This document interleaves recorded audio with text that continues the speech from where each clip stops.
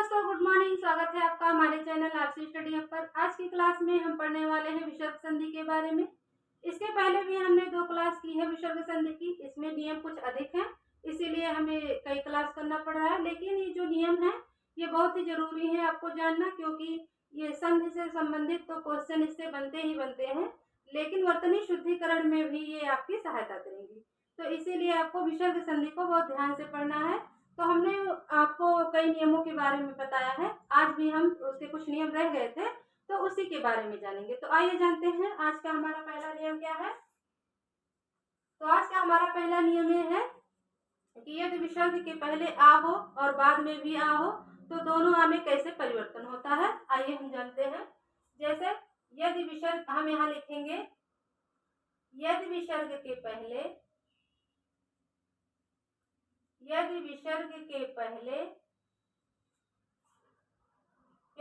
के पहले आ आए और बाद में भी आ आए, और बाद में भी आ आए, तो पहला आ हमारा किस में बदल जाता है? तो पहला आ हमारा ओ में बदल जाता है। किस में बदलता है? पहला आ ओ में बदल जाता है। ओ में बदल जाता है। और दूसरा आ किस में बदलता है? और दूसरा आ हमारा पुलुत स्वर में बदल जाता है। पुलुत स्वर, दूसरा आ किस में बदलता है? दूसरा आ पुलुत स्वर। ये क्या होता है? ये पुलुत स्वर का चिन्ह होता है, पुलुत स्वर में बदल जाता है।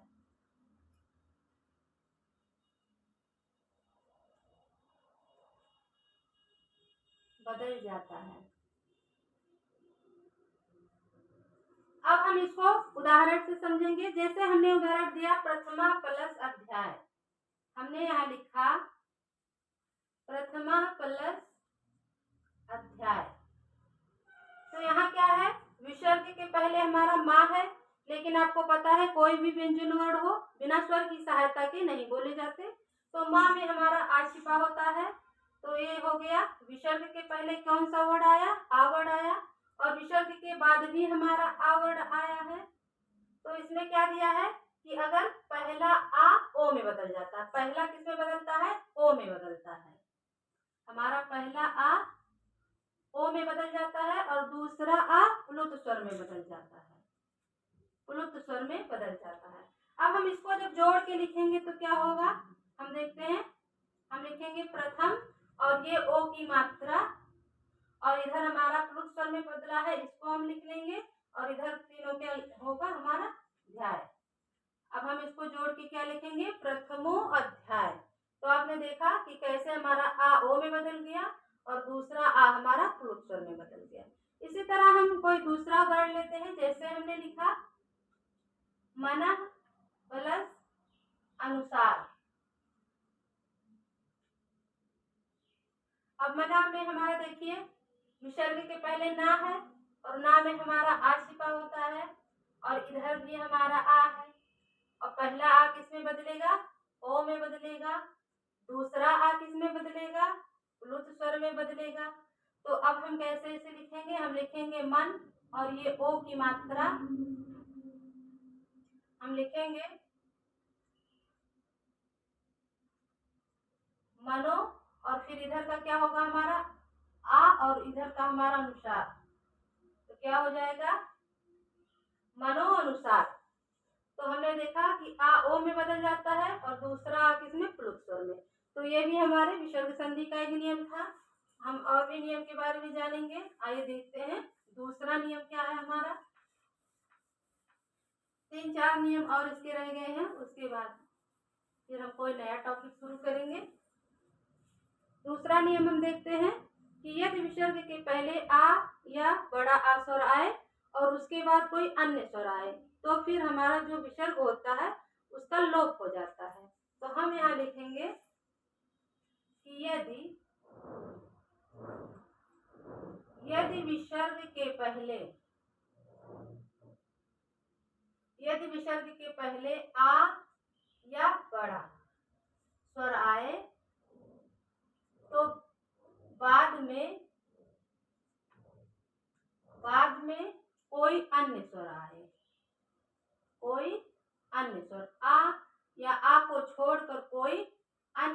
आए तो विसर्ग का लोप हो जाता है। तो विसर्ग का लोप हो जाता है।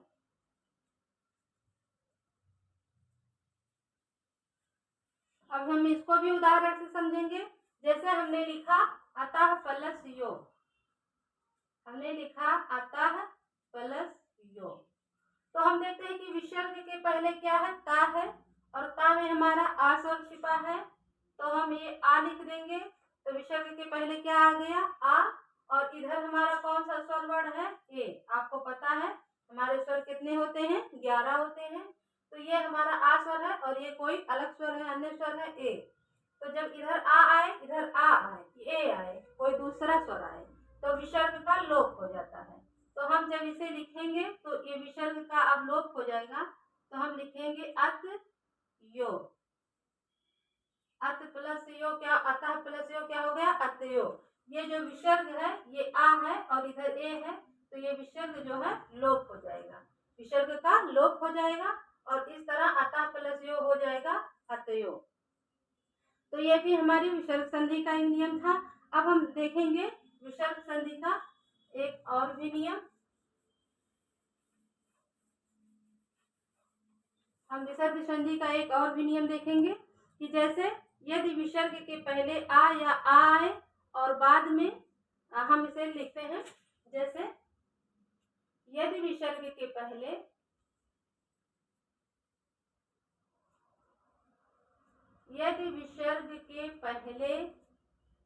आ या आ आए और दूसरी तरफ उसके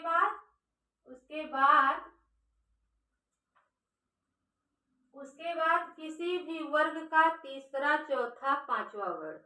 वर्ग के बारे में आपको पता होगा, का वर्ग, चा वर्ग, टा वर्ग, ता वर्ग, पा वर्ग, 5 वर्ग हमने आपको बताए थे। तो उसी वर्ग में से उस वर्ग का किसी भी वर्ग का तीसरा, चौथा या पांचवा वर्ग। तो हम यहाँ लिखेंगे कि उसके बाद किसी भी वर्ग का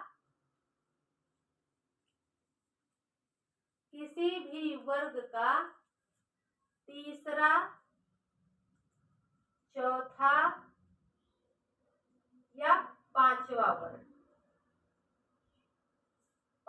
वर्ड आए, वर्ड या रा ला वा, अंतस्थ व्यंजन हमारे होते हैं या, रा, ला, वा और हा, या तीसरा, चौथा, पांचवा वर्ड आए, या फिर या, रा, ला, वा, हा आए, तब क्या होता है, जब हमारा तीसरा, चौथा, पांचवा वर्ड आए और इधर हमारा आए तो विसर्ग हमारा ओ में बदल जाता है। तो विसर्ग किस में बदल जाता है, तो विसर्ग हमारा ओ में बदल जाता है, ओ में बदल जाता है। जैसे हमने लिखा, जैसे ये हमारा विसर्ग के पहले हमारा आ या आ आया और फिर इधर हमारा किसी भी वर्ग का हम यहाँ लिखेंगे वर्ग का तीसरा, चौथा या पांचवा वर्ड आए, या फिर या, रा, ला, वा या हा ये आए, इधर हमारा आ या आ आए, इधर इसमें से कोई भी वर्ड आए तो परिवर्तन क्या हो जाता है, तो विसर्ग किस में बदलता है, तो विसर्ग ओ में बदल जाता है, ओ में बदलता है, ओ में बदल जाता है। जैसे हमने उदाहरण दिया कि हमने लिखना है मनोज, तो हम लिखेंगे मनः प्लस जा। तो क्या दिया है कि विसर्ग के पहले आ या बड़ा आ हो, तो विसर्ग के पहले हमारा ना वर्ड आया है, ना में हमारा आ स्वर छिपा है। तो हमने देखा विसर्ग के पहले हमारा आ आया है और विसर्ग के बाद क्या आया है, जा। जा आपको पता है चा वर्ग का तीसरा वर्ड है, चा, छा, जा, तो हमारा तीसरा वर्ड है। तो जा हमारा क्या है, हम यहाँ लिखेंगे तीसरा वर्ड है, जा हमारा तीसरा वर्ड है। तो जब इधर आ आया है और इधर हमारा तीसरा वर्ड आया है तो विसर्ग किस में बदल जाएगा, ओ में बदल जाएगा। तो ये हमारा विसर्ग जो है किस में बदलेगा, ओ में बदल जाएगा। तो हम क्या लिखेंगे, मनोज। मनः प्लस जा क्या होगा, मनोज। जब विसर्ग ओ में बदल गया तो मन, हमने लिखा मन, और विसर्ग को ओ में जब बदल गया तो हम यहाँ ओ की मात्रा लगाएंगे और ये हमारा जा, तो क्या हो जाएगा हमारा मनोज। और इसी तरह जैसे हमने लिखा तपह प्लस बल, दूसरा उदाहरण तपह प्लस बल हमने लिखा। अब जब इधर विसर्ग के पहले हमारा तप में हमारा आ वर्ड आया और इधर हमारा बा है, तो आपको पता है विसर्ग के पहले आ है और ये हमारा पा वर्ग का तीसरा वर्ड है, पा पा पा, ये बा हमारा तीसरा वर्ड है।